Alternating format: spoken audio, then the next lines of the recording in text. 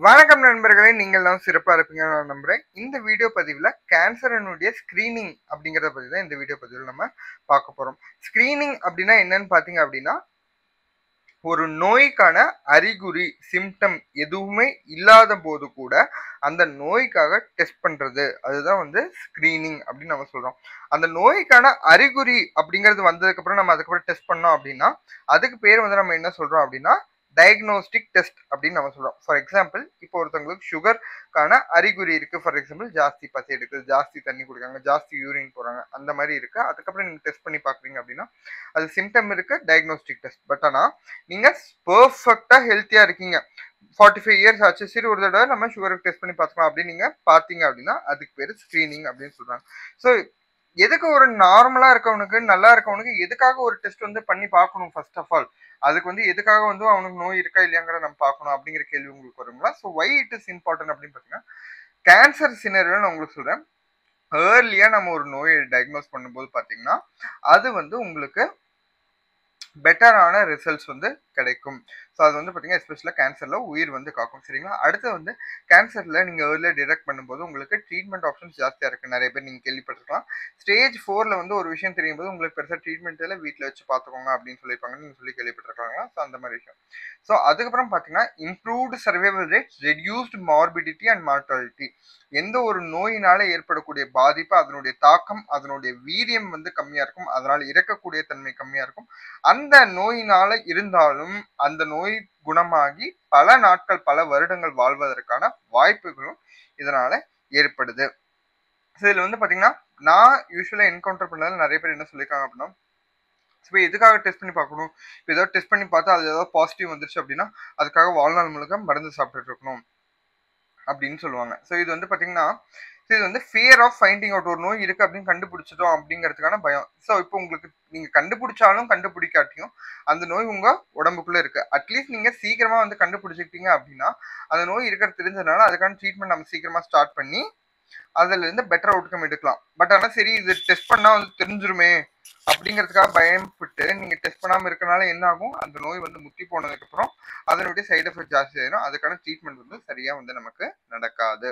சரிங்களா?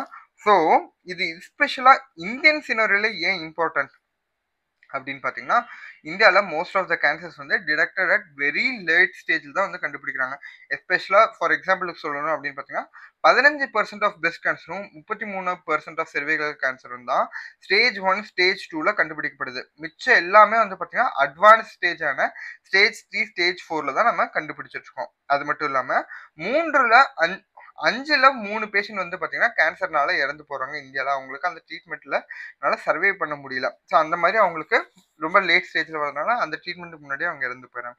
ஸோ இதில் less than 10% of the Indians தான் வந்து பார்த்தீங்கன்னா ஏதோ ஒரு வகையான கேன்சர் ஸ்க்ரீனிங் வந்து அவங்க இன்வால்வ் ஆகிறாங்க. அதுக்கு அதனுடைய உதவி எடுத்துக்கிறாங்க. சரிங்களா? ஸோ சிம்பிளாக நம்ம சொல்லணும் அப்படின்னு காமன் மெத்தட்ஸ் என்ன, கேன்சர் ஸ்க்ரீனிங் எப்படிலாம் பண்ணலாம் அப்படின்னு சொல்லுவாங்க. காமனான டாப் 5 கேன்சர்ஸ்க்கானது நான் உங்களுக்கு சொல்கிறேன். பிரஸ்ட் கேன்சருக்கு மேமோகிராஃபி, பிரஸ்ட் கேன்சர் ஸ்க்ரீனிங் பற்றி ஆல்ரெடி ஒரு கம்ப்ளீட்டான டீட்டெயில்டு வீடியோ வந்து நான் போட்டிருக்கேன். அதோட லிங்க் வந்து டிஸ்கிரிப்ஷன் தரேன், ப்ளஸ் ஐ பட்டனில் தரேன், கண்டிப்பாக செக் பண்ணி பாருங்க. சரிங்களா? ரெண்டாவது விஷயம் ஓரல் கேன்சர். ஓரல் கேன்சர்ல வந்து பாத்தீங்கன்னா ஓரல் விஷுவல் எக்ஸாமினேஷன், நம்ம வாய் வந்து திறந்து பார்ப்பாங்க. ஸோ அதில் வந்து ஏதாவது கேன்சரஸ் லீஷன் இருக்கா, அந்த மாதிரி ஏதாவது இருக்கா அப்படிங்கிறத அவங்க பார்ப்பாங்க. ஸோ இதுதான் சிம்பிளான டெஸ்ட். ரீசெண்டாக வந்து நிறைய பேர் ஏஐ மூலியமா ஆப்ஸ் கூட டெவலப் பண்றாங்க. உங்களுக்கு நார்மலாக ஒரு அல்சர் இருக்கு அப்படின்னா அது நீங்க ஒரு போட்டோ எடுத்தீங்கன்னா அது வந்து கேன்சரஸ் ஆன அல்சரா இல்லை நார்மல் அல்சரா அப்படின்னு சொல்லி கண்டுபிடிக்கிறதுக்காக நிறைய ஏஐலாம் டெவலப் பண்ணிருக்காங்க. அந்த மாதிரிலாம் நிறைய பேர் ஒர்க் பண்ணிருக்காங்க. ஸோ எஸ்பெஷலாக நம்ம இந்த டொபாக்கோ புகையிலை பழக்கம் இருக்கு அப்படின்னாலே அவங்க வந்து கண்டிப்பா இந்த வருஷத்துக்கு ஒரு தடவை செக் பண்ணிக்கிறது ரொம்ப முக்கியமா இருக்கு. எஸ்பெஷலா நார்மல் பப்ளிக் கூட ஆனுவல் டென்டல் எக்ஸாமினேஷன் பண்ணணும் அப்படின்னு சொல்றாங்க. சரிங்களா? ஸோ அடுத்தது செர்வைக்கல் கேன்சருக்கு அப்படின்னு பார்த்தீங்கன்னா 21 வயசுலேருந்தே ஸ்க்ரீனிங் ஸ்டார்ட் பண்ணும். 21லேருந்து 29 வயசு வரைக்கும் பார்த்தீங்கன்னா பேப்ஸ்மியர் வந்து எவ்ரி 3 இயர்ஸ் எடுத்துக்கலாம். 30லேருந்து 65 வயசு வரைக்கும் ஹெச்பிவி இன்ஃபெக்ஷனுக்கான டெஸ்ட்டு ஒன்ஸ் இன் 5 இயர்ஸ் எடுத்துக்கலாம். இல்லாட்டி பேப்ஸ்மியர் வந்து எவ்ரி 3 இயர்ஸ் எடுக்கலாம். இல்லாட்டி ஹெச்பிவி ப்ளஸ் பேப் சேர்த்து எவ்ரி 5 இயர்ஸ்க்கு வந்து எடுத்துக்கலாம். ஸோ இந்த செர்விக்கல் கேன்சர் ஸ்க்ரீனிங்கே வந்து பார்த்தீங்கன்னா, ரொம்ப ரொம்ப ஒரு டீட்டெயில்டான டாபிக்கு. அத பத்தி நீங்க தெரிஞ்சுக்கணும். இது கண்டிப்பா எல்லாரும் தெரிஞ்சுக்க வேண்டிய ஒரு முக்கியமான விஷயம். இத தெரிஞ்சுக்கணும் அப்படின்னு நினைச்சீங்கன்னா, கமெண்ட் லீவ் பண்ணுங்க. நான் அடுத்த வீடியோல உங்களுக்கு போடுறேன். சரிங்களா? ஸோ அடுத்தது 4த் ஒன் வந்து பார்த்தீங்க அப்படின்னா, கோலோரெக்டல் கேன்சர். இது வந்து கொலனோஸ்கோபி. ஆசன வாய் மூலியமா வந்து நம்ம ஒரு கேமராவ செலுத்தி நம்ம வயித்து பகுதிய பார்க்கறது. குடல் பகுதிய பார்க்கறது. சரிங்களா? இதுதான் கொலனோஸ்கோபின்னு சொல்லலாம். ஸோ லங் கேன்சருக்கு வந்து லோ டோஸ் சிடி ஸ்கேன், எல்டிசிடின்னு சொல்லுவாங்க. இது 50லேருந்து 80 வயசு வரைக்கும் இருக்கவங்களுக்கு காமனா பண்ணுவாங்க. ஸோ இதில் வந்து பார்த்தீங்கன்னா சென்சிட்டிவிட்டி நல்லா இருந்தாலும் அப்படின்னாலும் இதில் ஸ்பெசிஃபிசிட்டி இல்லாதனால நிறைய ஃபால்ஸ் பாசிட்டிவ். இது எல்லாமே வந்து பார்த்தீங்கன்னா உங்களுக்கு ஜஸ்ட் நேம் தான் நான் உங்களுக்கு சொல்றேன். பட் ஆனால் இது இன்னும் டீட்டெயிலாக நீங்கள் தெரிஞ்சுக்கணும் அப்படின்னா அது ஒவ்வொன்றுக்குமே வந்து நம்ம தனித்தனி வீடியோ போடுற அளவுக்கு இருக்கு. சரிங்களா? ஸோ அடுத்தது வந்து நம்ம தெரிஞ்சுக்க வேண்டிய விஷயம் என்ன அப்படின்னு பார்த்தீங்கன்னா, ப்ரீ கேன்சரஸ் லீஷன் அப்படின்னா என்ன அப்படின்னு தெரிஞ்சுக்கணும். ஸோ இந்த ப்ரீ கேன்சரஸ் லீஷன் அப்படின்னா கேன்சர் கிடையாது, பட் கேன்சருக்கான ஏர்லி அலர்ட் இல்லை வார்னிங் சைன் அப்படின்னு நம்ம புரிஞ்சுக்கலாம். இது வந்து பார்த்தீங்கன்னா ப்ரீ மேலிக்னன்ட் கண்டிஷன்ஸ் இல்லை டிஸ்பிளேசியா. டிஸ்பிளேசியா அப்படின்னு பார்த்தீங்கன்னா நார்மல் செல்லுடைய அனாட்டமி சேஞ்ச் ஆகி அப்நார்மலாக இருக்கிறது. ஆல்ரெடி நம்மளுடைய ஃபர்ஸ்ட் வீடியோலே கிளியராக கேன்சர் செல்லும் நார்மல் செல்லும் எப்படி வேறுபட்டது அப்படிங்கிறத நம்ம டீட்டெயிலாக ஒரு பாயிண்ட் விடாமல் தெளிவாக பார்த்துருந்தோம். ஸோ அது வந்து நீங்கள் பார்க்கலாம் அப்படின்னா கண்டிப்பாக செக் பண்ணி பாருங்க.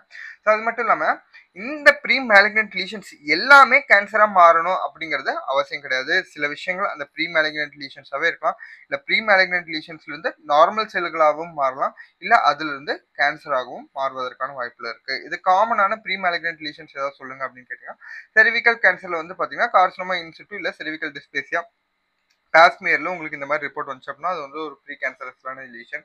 இல்லை கோலோரெக்டல் கேன்சர் வந்து பார்த்தீங்கன்னா பாலிப்ஸ், எஸ்பெஷலாக அடினோமேட்டஸ் பாலிப்ஸ். இப்போ கொலனோஸ்கோபி பண்ணும்போது உங்களுக்கு ஏதாவது பாலிப் ஏதாவது கட்டி மாதிரி குடல் இருக்கு அப்படின்னு பார்த்தீங்கன்னா அந்த செஷன்லேயே அதை கட் பண்ணி நம்ம ரிமூவ் பண்ணிக்கலாம். ஸோ தட் அது கேன்சரை ஃபியூச்சரில் மாறாமல் இருக்கலாம். ஸோ அடுத்த ஓரல் கேன்சருக்கு பார்த்தீங்கன்னா லியூகோப்ளேக்கியா, எரித்ரோப்ளேக்கியா. வாய் ஓரல் கேவிட்டியில வந்து உங்களுக்கு ஏதாவது ரெட்டிஷ் பிளாக்ஸ், ஒயிட்டிஷ் பிளாக்ஸ் யூஸ்வலாக இப்படி பண்ணி எதுவும் ரிமூவ் பண்ண முடியல, அப்படியே ஒரு பிளாக் மாதிரி அட்ஹரண்டா இருக்கு அப்படின்னு பார்த்தீங்கன்னா அதை நம்ம சொல்றோம். ஸோ அதுவும் ஒரு வகையான ப்ரீ கேன்சரஸ் லீஷன் தான். ஸோ இந்த மாதிரி ஓரல் டென்டல் எக்ஸாமினேஷன் பண்ணும்போது இந்த மாதிரி ஏதாவது இருக்கா அப்படிங்கிறத பார்த்து நம்ம கண்டுபிடிச்சிக்கலாம். சரிங்களா? ஸ்கின் கேன்சருக்கு வந்து பார்த்தீங்கன்னா ஆக்டினிக் கெரட்டோசிஸும், பிரஸ்ட் கேன்சருக்கு வந்து பார்த்தீங்கன்னா ஏடிபிக்கல் ஹைப்பர்பிளேசியா இல்லை டக்டல் கார்சினோமா இன்சிட்டு. இது வந்து ஏதோ ஒரு சின்னதாக கட்டி இருந்துச்சு, அதை நீங்கள் ரிமூவ் பண்ணீங்க அப்படின்னு பார்த்தீங்கன்னா அதுக்கப்புறம் அதில் இந்த மாதிரி ரிப்போர்ட் வந்துச்சு பார்த்தீங்கன்னா அது ஒரு ப்ரீ கேன்சரஸான லீஷன். ஸோ எஸ்பெஷலாக சூப்பர்ஃபிஷியல் கேன்சர்ஸ், மேல் பகுதியிலே இருக்கக்கூடிய கேன்சரான பக்கல் கேன்சர், ஸ்கின் கேன்சர், இந்த பிரஸ்ட் கேன்சர்லாம் வந்து நமக்கு ஈஸியாக தொட்டு பார்த்தாலே வந்து தெரியும். ஸோ அடுத்தது வந்து பார்த்தீங்கன்னா எஸ்பெஷலாக இந்த வயிறில் இருக்கக்கூடிய கேன்சர்ஸ்லாம் வந்து பார்த்தீங்கன்னா சிம்டம் வர வரைக்கும் நமக்கு அது தெரியாது. அது அப்படி இருக்குங்கிறது நமக்கு எப்படி தெரியும்? ஸோ அந்த மாதிரி ஒரு விஷயமா இருக்குங்க. ஸோ அதனால அது யூஸ்வலாக அதெல்லாம் லேட்டாக டயக்னோஸ் ஆகுது, பட் அது ஒரு காமனான கேன்சர்ஸும் கிடையாது. ப்ளஸ் எஸ்பெஷலாக இதில் தெரிஞ்சுக்க வேண்டிய விஷயம் என்னன்னா, நீங்கள் ஃபியர் ஆஃப் ஃபைண்டிங் அவுட் பயந்துட்டு வந்து ஸ்க்ரீனிங் டெஸ்ட் உங்களுக்கு தேவை இருக்கு, ஹை ரிஸ்க் இருக்கு, ஆனாலும் பண்ணாமல் இருக்கீங்க அப்படிங்கிற மாதிரி இருக்காதீங்க. ரெண்டாவது விஷயம் என்ன அப்படின்னு பார்த்தீங்கன்னா, இப்போ பேப்ஸ்மியருக்கு வந்து இடையில ஒரு இப்போ நீங்கள் எவ்ரி கோ டெஸ்டிங் பண்ணுறீங்க அப்படின்னா ஒன்ஸ் இன் 5 years தான் நீங்கள் பண்ணுறீங்க. ஸோ அந்த 5 years பீரியட்ல ஏதாவது உங்களுக்கு ஒரு சிம்டம் வந்திருக்கு அப்படின்னா நான் ஸ்க்ரீன் பண்ணிட்டல, டாக்டர் பார்க்க வேண்டியதில்லை அப்படிங்கிறது கிடையாது. அந்த டைம்ல உங்களுக்கு ஏதாவது சிம்டம் இருந்துச்சு, தேவைப்படுது அப்படின்னா கண்டிப்பாக டாக்டர் போய் காட்டி செக் பண்ணிட்டு அது என்ன அப்படிங்கிறத பார்த்துக்கிறது ரொம்ப அவசியமா இருக்கு.